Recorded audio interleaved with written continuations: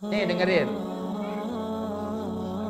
Kalian tahu, karena kemudian kalian berasal dari tempat yang beda, berasal dari lingkungan yang beda, maka kalian di tempat ini itu harus melakukan sejumlah hal agar kalian semua jadi komunitas yang bagus, jadi pesantren yang bagus. Pesantren yang bagus itu ciri khasnya yang paling kentara adalah pesantren itu zero bullying. Gak boleh ada bullying terhadap mereka yang ada di sekitar Anda. Anak kelas 7 itu bukan objek bagi Anda untuk dibully. Anak sanawiyah itu derajatnya sama dengan anak mu'alimin. Karena Islam ngajarin kita, inna khalaqnakum min dzakari wa untha wa ja'alnakum syu'uba wa qabaila lita'arafu inna akramakum indallahi atqakum innallaha alimun khabir. Jadi Anda semua itu satu derajat. Yang bisa membedakan Anda itu cuma ketakwaannya. Oleh karena itu saya nggak pengen di tempat ini ada bullying. Gimana caranya? Caranya satu, ta'aruf. Ta'aruf itu knowing each other, saling mengenal antara yang satu dengan yang lainnya. Kamu siapa? Namanya siapa? Asalnya dari mana? Itu penting. Bahkan tidak hanya itu, kalau teman yang baik itu dia tahu, teman satu kobongnya itu, satu kamarnya itu dia ngerti. Ini teman saya, yang tempat tidurnya di atas saya atau di pinggir saya, dia itu uang saku dari orang tuanya berapa? Itu mesti tahu. Kenapa? Kalau kemudian dia dalam pandangan Anda uang sakunya kurang, maka adalah kewajiban Anda sebagai temannya untuk bantuin dia. Nah, jadi saya minta Anda ta'aruf ya. Nanti kalau Anda sudah ta'aruf, Anda tafahum, Anda bakal saling memahami antara yang satu dengan yang lainnya. Ya. Contoh, ini anak-anak kelas 7 ini, mereka itu sama sekali belum terbiasa jadi santri. Anda harus bantu mereka. Saya yakin tuh pasti ada 1-2 yang pertama kali di sini 1 minggu udah nangis. Kalau ada yang nangis, seniornya itu nggak boleh kieu. Mana kieu wae ceurik segalain lalaki, nggak boleh gitu. Anda sebagai senior mesti ngomong gini, tahu nggak? Dulu aja Teteh ya, waktu pertama kesini nangis. Tapi sekarang Teteh pas mau lulus justru nangis karena Teteh nggak bisa lagi ketemu dengan teman-teman Teteh yang hebat. Kan gitu. Jadi harus tafahum. Nanti kalau sudah tafahum, ada ta'liful qulub, hati Anda akan bersatu. Setelah ta'liful qulub, nanti Anda bisa ta'awun. Ta'awun itu Anda saling bantu. Setelah ta'awun, Anda masuk ke periode takaful. Apa takaful itu? Anda bakal saling meringankan beban. Nah, terakhir banget, itu semua bisa terwujud kalau Anda bisa berkomunikasi dengan baik. Ya. Anda tahu, hidup itu bisa jauh lebih baik kalau kita mampu membangun komunikasi yang baik. 1, komunikasi yang baik itu punya 3 ciri khas. Ini kata Aristoteles. Ingat ya, umat Islam itu rujukannya tidak hanya melulu Quran hadis, sesekali juga kita boleh merujuk ilmu pengetahuan yang berasal dari dunia lain.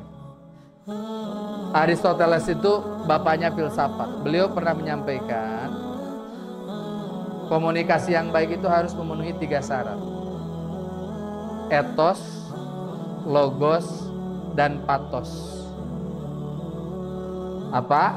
Etos, logos, dan patos. Ya. Nah, apa yang disebut dengan etos? Etos itu tata nilai. Etos itu integritas. Ya. Saya kasih contoh sama Anda. Ya. Saya kasih contoh nih. Ustadz Isa Ansori ngobrol ketika khutbah Jum'ah. Kata Ustadz Isa gitu, anak-anakku sekalian, kalian harus jadi penghafal Quran dan memahami Quran. Karena yang ngobrolnya Ustadz Isa, sekolahnya di perguruan tinggi ilmu Quran, Anda pasti akan nurut. Kenapa? Karena Ustadz Isa sudah jadi teladan. Karena beliau paham Quran. Anda ketemu dengan Ustadz Adi Hidayat, terus Ustadz Adi Hidayat bilang gini sama Anda semua, hei anak-anak Kujang, kalian harus jadi penghafal Quran sampai kalian tahu Quran ini, surat ini, ayat ini letaknya di mana, di halaman keberapa, berapa baris dari atas, di sebelah kanan atau di sebelah kiri. Anda dengerin Ustadz Adi kayak gitu, Anda pasti nurut. Kenapa? Karena Ustadz Adi punya standar kompetensi yang membuat beliau bisa ngomongin itu. Contoh lain, saya adalah guru ngaji yang gak pernah ngatur pakaian jamaah saya. Selama jamaah saya menutup aurat, maka mereka diperbolehkan untuk ikut kajian, untuk ngaji bareng sama saya. Kenapa saya nggak pernah ngomong gini? Yang ikut kajian saya harus pakai celana katun, harus pakai sarung. Karena saya sesekali juga ngaji pakai celana jeans. Kalau saya tiba-tiba mewajibkan orang untuk ngaji pakai sarung atau pakai celana katun, mereka pasti nggak bakalan nurut. Mereka akan ngomong gini, ih ngapain saya harus pakai celana katun? Ustadznya juga pakai celana jeans. Itu yang disebut dengan etos. Saya punya keberanian untuk ngobrol bahwa anak-anak di Kujang ini harus bisa memakai bahasa asing. Kenapa? Saya punya standar kompetensi buat ngobrol itu karena minimal saya menguasai, taruhlah ya, 1, 2, 3 bahasa asing. Tapi kalau saya nggak bisa gitu, ya saya nggak punya posisi buat ngobrolin itu. Jadi ingat di sini nih para senior yang menjadi RGUG, Anda boleh ngomong apapun, Anda boleh ngatur apapun setelah Anda memberikan teladan bahwa Anda mampu melakukan apa yang Anda katakan.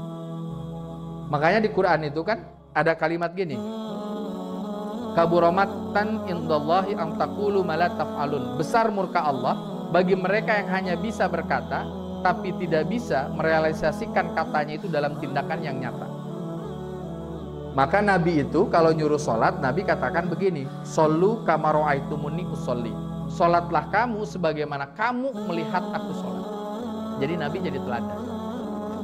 Jadi komunikasi yang baik itu satu, etos. Anda harus punya moral value, harus punya standar moral. Yang kedua, logos. Apa logos itu? Ilmu. Anda kalau ngobrol tuh harus pakai ilmu, harus pakai argumentasi. Contoh, istri saya ini senior saya, beliau tahu persis bagaimana ketika saya ospek, saya nggak pernah mau untuk dihukum sama senior, kecuali kesalahan saya jelas. Itu sampai jadi berita tuh, di antara 4.500 mahasiswa baru UPI, itu saya nggak pernah mau disuruh-suruh yang nggak jelas. Contoh jalan bebek, saya nggak pernah mau. Jalan bebek semua, saya jalan tegak saja. Diriung ke berbagai senior, dimasukin ke ruang kosong, diomongin sama semua, saya nggak takut. Saya nanya, ngapain saya harus jalan bebek? Kalau Anda pengen cepat kami masuk ke ruangan, Anda suruh kami berdiri, sehingga kami bisa lari. Ini Anda itu nggak jelas pikirannya. Kami jalan bebek, terus Anda bilang cepat. Itu logos. Dan saya nggak pengen ada kejadian gitu di pesantren-pesantren. Nggak boleh. Contoh lagi, ketika saya jadi ketua, disebutnya Kanzler Deutsche Studentenverband, ketua perhimpunan mahasiswa bahasa Jerman di UPI. Saya adalah ketua himpunan pertama yang menghilangkan aturan-aturan yang nggak jelas. Contoh, ada kegiatan PAB. Kalian harus ngumpulin 1999 biji kacang hijau. Biasa kan gitu. Terus kita ngumpul, terus seniornya itu dengan gagah, dihitung nggak? Juniornya bodoh juga, padahal mah dihitung. Guys. Dihitung nggak? Dihitung. Berapa? 1999. Kalau senior ngobrolnya, yang bener, kalian bilang aja gini, hitung aja sendiri. Tapi kan kalian sebagai junior takut sama senior, sehingga logos kalian, ilmu kalian jadi nggak ada. Ketika saya mimpin, saya bilang gini, nggak boleh ada gitu. Lebih baik gini, setiap anak baru silahkan bawa 1/4 kilogram kacang hijau. Untuk apa? Untuk kita makan bersama. Jadi setiap perintah itu ada argumentasi. Dan kenapa saya kayak gitu? Karena saya diajarin sama bapak saya ngaji. Salah satu ciri Nabi itu nggak pernah pengen nyusahin umatnya. Jadi kalau Anda mimpin RGUG, Anda itu harus mudahin junior Anda, bukan nyusahin.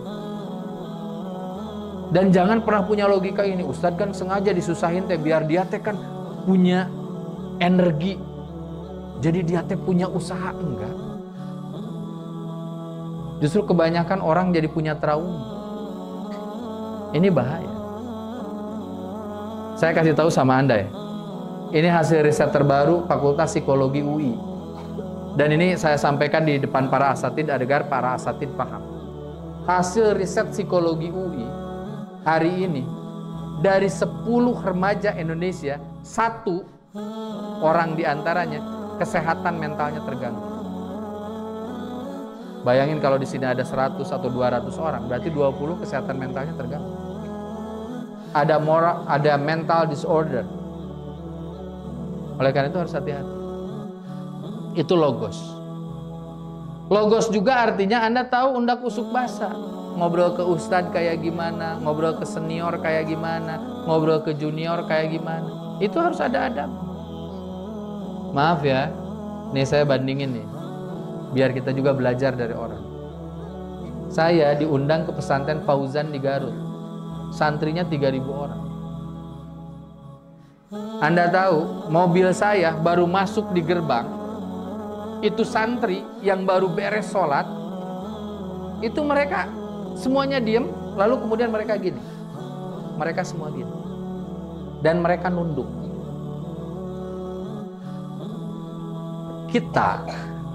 Kita orang-orang modern bilang hal itu feodalistik.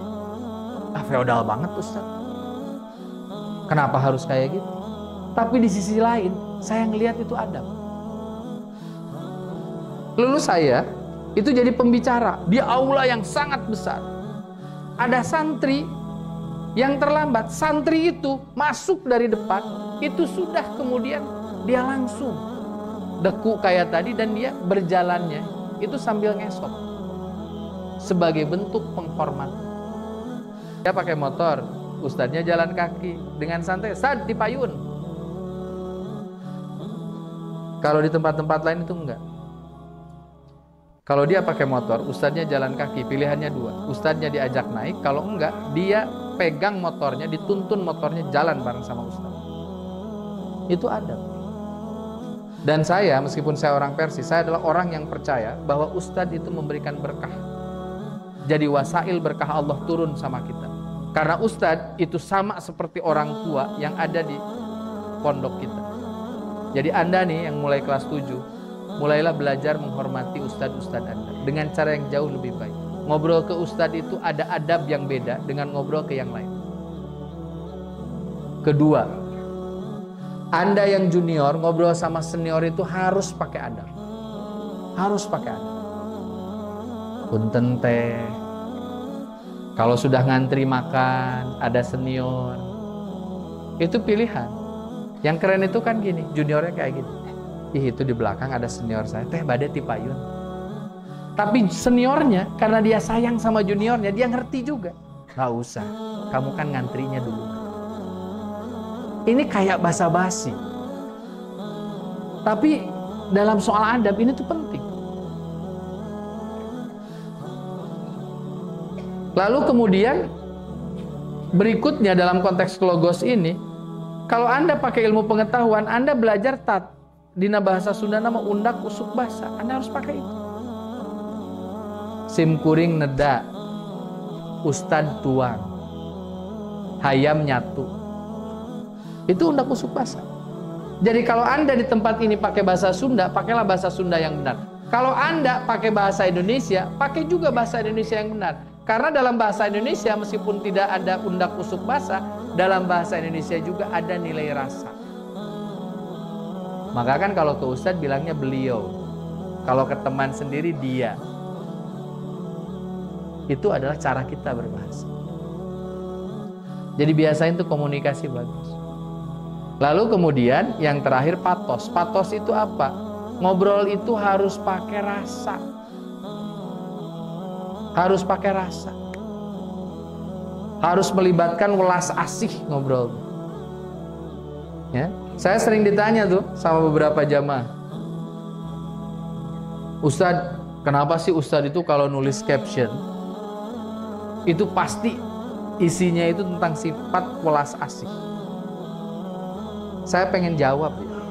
Kenapa saya kalau bikin caption di IG, di Facebook itu dengan sikap welas asih? Bahkan saya tantang saja sama Anda. Saya punya Instagram dan Facebook itu sudah lebih dari 5 tahun. Tolong carikan bahasa saya yang kasar yang ada di Facebook atau Instagram. Semarah-marahnya saya nggak pernah pakai bahasa kasar. Dan Anda bisa cek itu.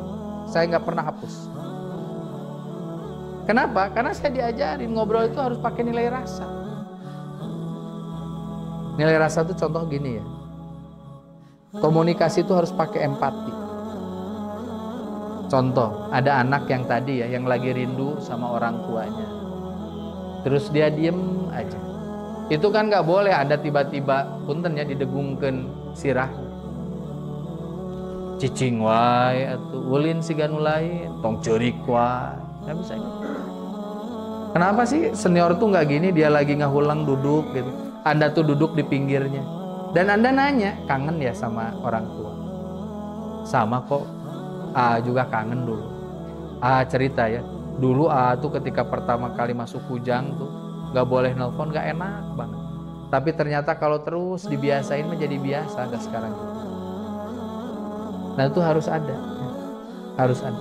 Dan saya cuma pengen kasih tahu sama Anda, jangan pernah berpikir cuma Anda yang kangen. Orang tua Anda jauh lebih kangen ketimbang Anda. Jauh lebih kangen.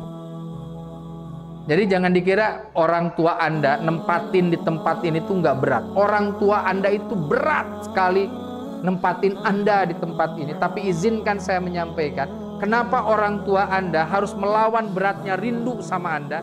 Karena orang tua Anda lebih berat nanti di yaumul hisab ketika Anda tidak ditempatkan di tempat ini. Orang tua Anda lebih pengen mudah hisabnya di yaumul hisab dengan menempatkan Anda di tempat ini. Oleh karena itu kalimat terakhir yang ingin saya sampaikan sama Anda adalah, kalau hari ini Anda belum ketemu dengan orang tua Anda, sudah 40 hari, Anda nggak melihat tatapan matanya, Anda nggak bisa nelpon mereka, Anda nggak baca WA mereka, Anda harus tahu. Di antara dua orang yang saling jatuh hati, di antara dua orang yang saling jatuh cinta, itu nggak pernah ada kisah jatuh cinta yang lebih hebat ketimbang dua orang yang jatuh cinta. Mereka nggak bisa bertatap muka, tapi mereka bertemu dalam doa-doa di sepertiga malam mereka. Oleh karena itu kalau Anda cinta sama orang tua Anda, doakan mereka. Dan kalau langit ini bisa digambarkan lukisan doa orang tua kita, maka nanti akan terlihat yang satu di Kujang anaknya, orang tuanya di Bandung. Maka langit itu penuh dengan cahaya. Dan nanti ada resultante pertemuan antara dua berkas cahaya doa dari Kujang dan berkas doa cahaya dari Bandung ketemu di atas langitnya Allah Subhanahu wa Ta'ala. Jadi selamat jadi santri yang baik, jadi santri berprestasi. Dan saya harapkan mudah-mudahan nanti dari tempat ini tidak hanya muncul para ulama, tapi saya doakan mudah-mudahan suatu ketika nanti akan ada pemimpin bangsa yang terlahir dari PPI Kujang ini. Terima kasih dan mari kita berdiskusi. Wassalamualaikum warahmatullahi wabarakatuh.